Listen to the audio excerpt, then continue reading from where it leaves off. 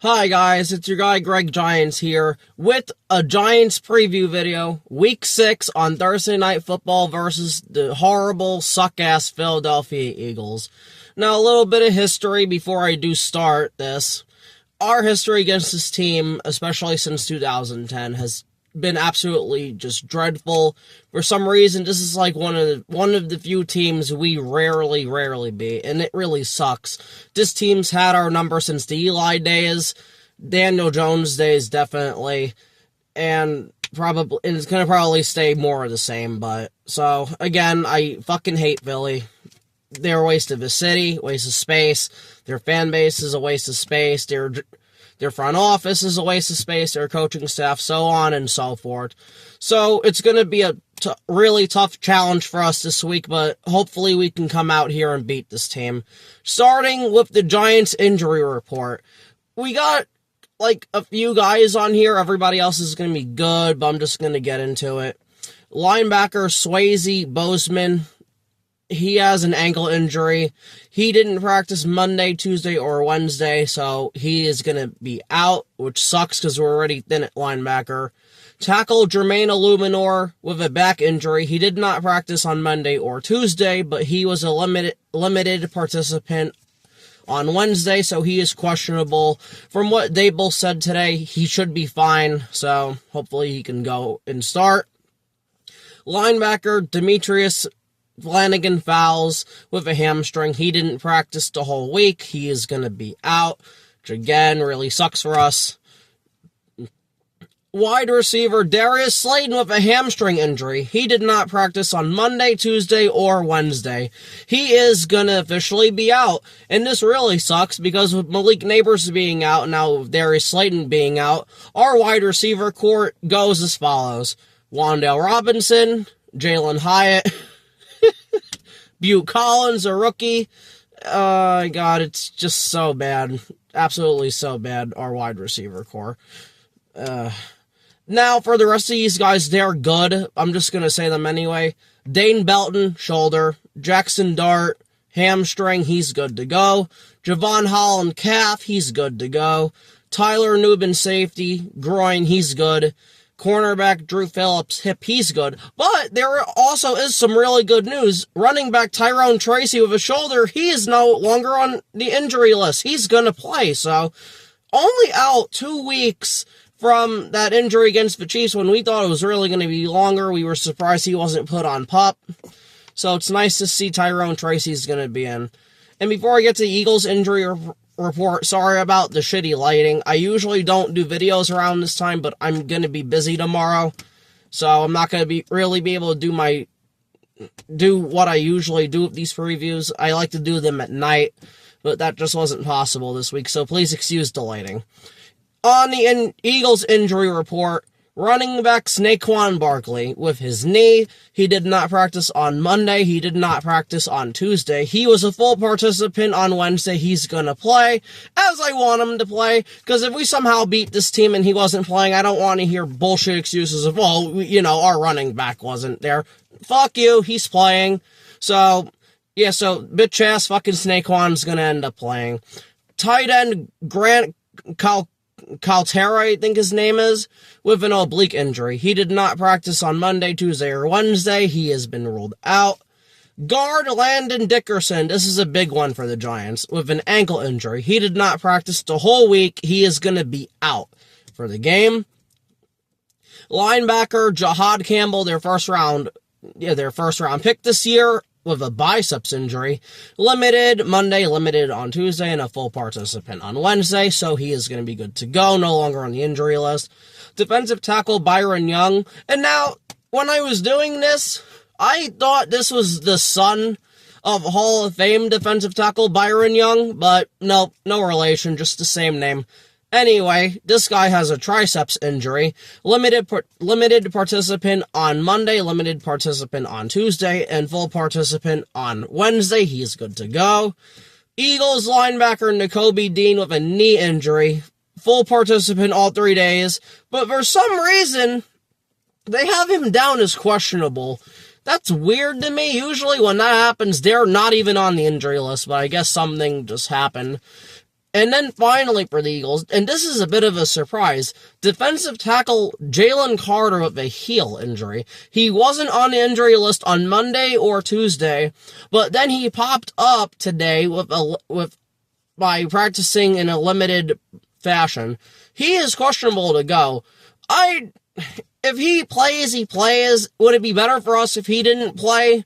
Yeah, but then they want the Eagles at their full strength, because if we somehow win, I don't want to hear any bullshit excuses. So I want Jalen Carter to play, and I hope he plays, so.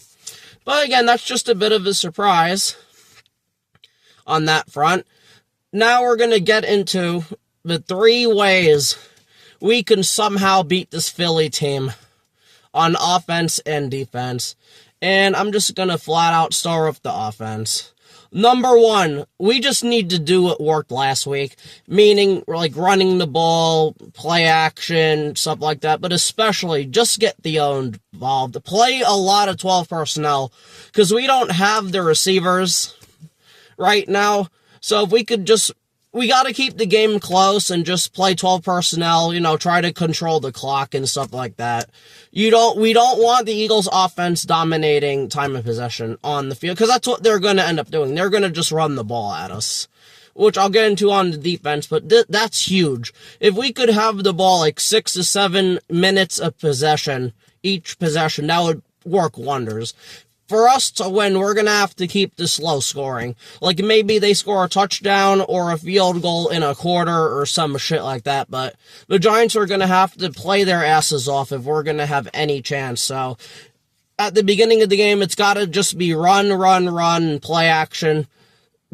Use Theo and Daniel Bellinger to beat their linebackers in their second level. Because honestly, I don't think their linebackers can cover those guys.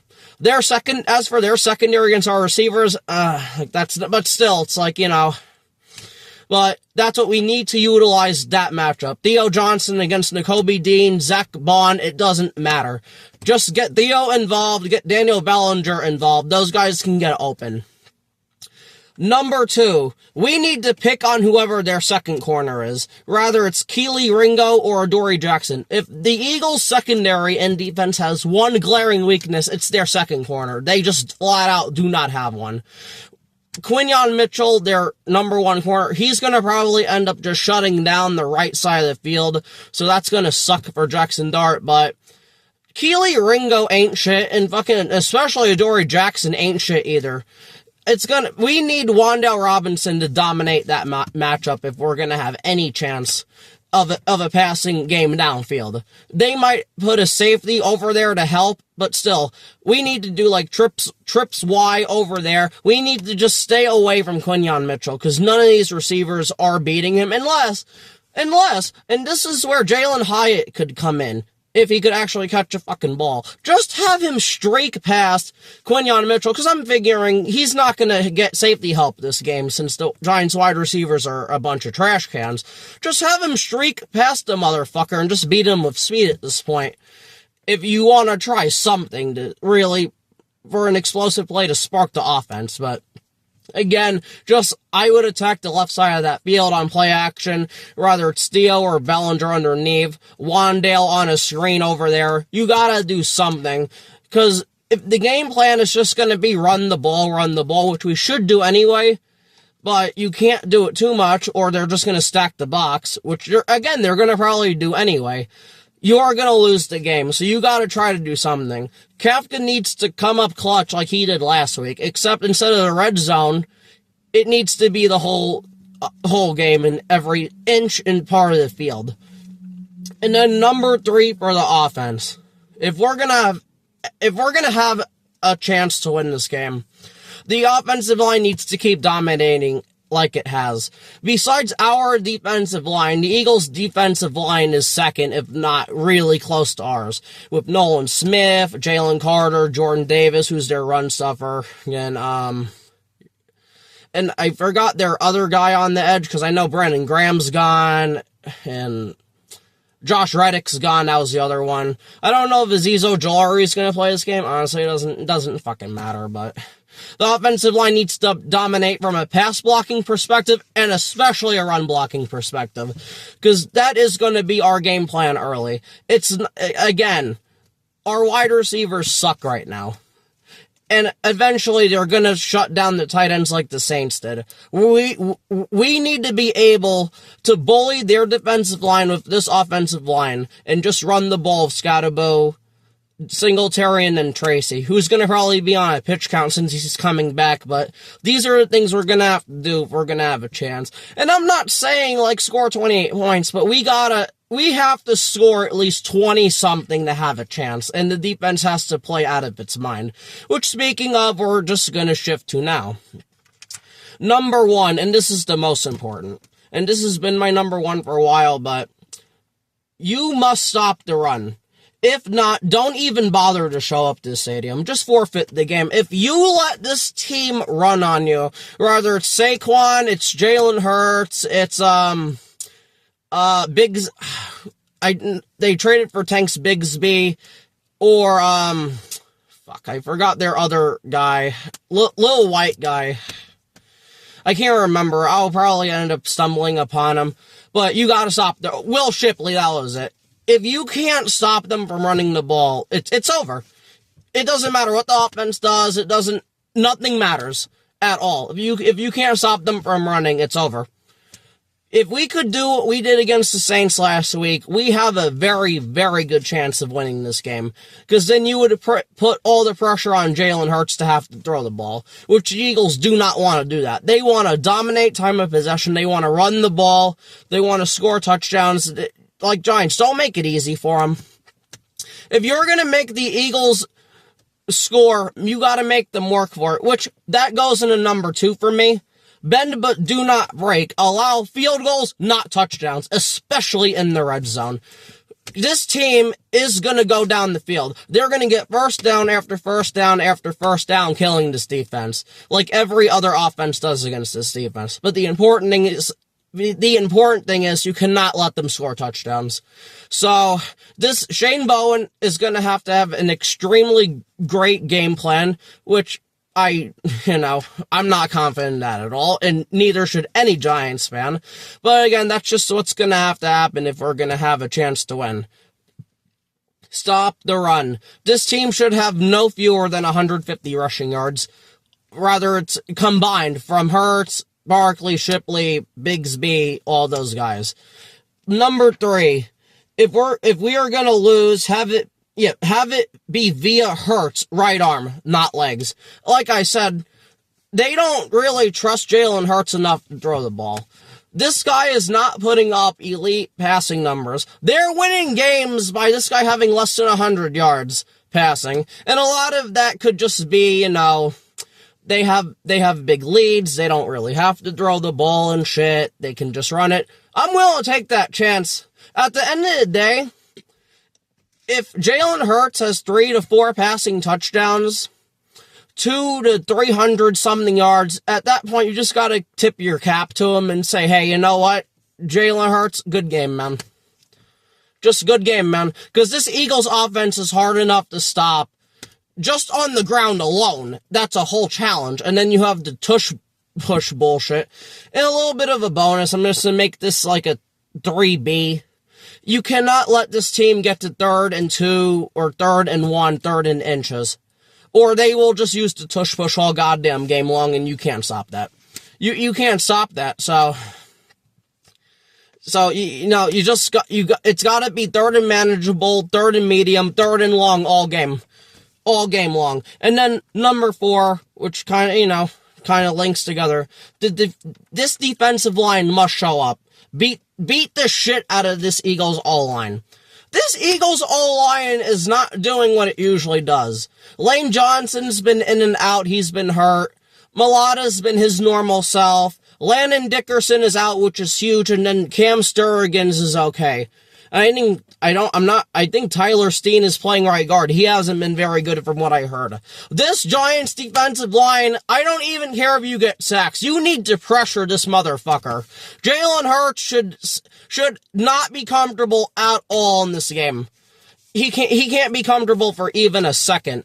Make the motherfucker go on the ground. I don't care if you hit him a little late. This motherfucker needs to field the defensive line. Rather, it's Dexter Lawrence, it's Kayvon Thibodeau, it's Brian Burns, it's Abdul Carter. I don't even give a fuck if it's a corner blitz, if it's fucking, whoever the fuck else linebacker at this point. You need to hit this motherfucker early and often. Make him feel you. So, it's just, a lot is gonna have to go right for us to win this game. And I'm not an idiot. My prediction is, we have a better chance than usual to win this game, even with a lackluster receiver core. Especially if we keep it close, we can just run the ball and play 12 personnel all game. The problem is, if the Eagles get to a 2-possession or more lead, to where you're going to have to play 11 personnel and start to spread the ball out, then it's over at that point. And that's what the Eagles are going to try to accomplish. They're going to try to... I wouldn't be surprised, to be honest with you, if they win the toss and they choose to receive the ball just to go up 7, just to crush our spirits immediately. That first drive the Eagles have, rather they defer or receive the ball, the Giants need to make a stop.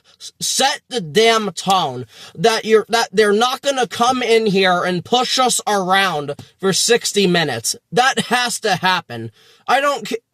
This first drive is the most important one. Period. For this defense. And they have to step up, especially the secondary. So, again, though, I think ultimately, my prediction, the Eagles, I believe they're going to win this game. I hope I'm wrong. I think it's going to be a 27-13 score. I think it's going to be close going to halftime. The Eagles would maybe have a touchdown lead.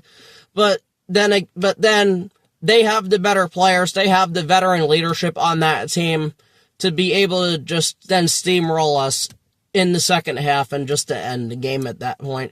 It'll probably be like 17-7 or 17-6 at halftime. We'll get a garbage time touchdown in the fourth, make it 13, and then the Eagles will score like another field goal and like another touchdown late to make it 27-13. That's just going to be the final for me.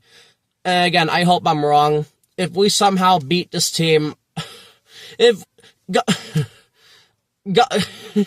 we somehow beat this team, I'm gonna do everything possible to make Eagle fans suffer. And I don't think God's gonna allow me to do that. So that's why I think we're gonna lose. Because I will be the biggest sore winner asshole piece of shit if we somehow beat this fucking team tomorrow. Man. But regardless, that's gonna be it for me. This has been the Giants versus Eagles Week 6 Thursday Night Football preview. So I appreciate everyone for watching. Please like, share, and subscribe. Even comment below. I don't care. I just need more attention on this channel. So thank you all for watching, and peace.